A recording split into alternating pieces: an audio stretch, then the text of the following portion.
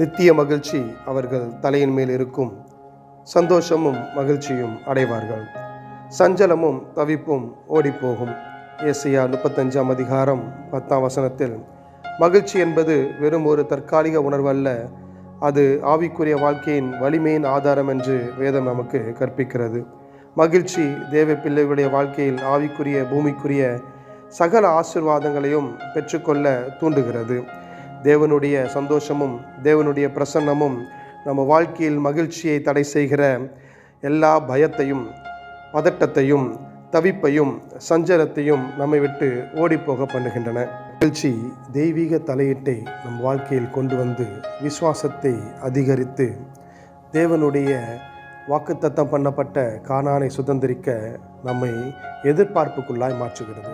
உதாரணமாக யோசுவா இஸ்ரவேல் ஜனங்களை மகிழ்ச்சியுடனும் விசுவாசத்துடனும் வாக்குத்தத்தம் பண்ணப்பட்ட தேசத்துக்கு அழைத்து சென்றது போல இன்று ஆவியானவர் மகிழ்ச்சியுடனும் விசுவாசத்துடனும் ஆசீர்வாதங்களுடனும் நம்மை பரலோக கானானை சுதந்திரிக்க அழைத்து கொண்டு செல்கிறார். ஆமென்.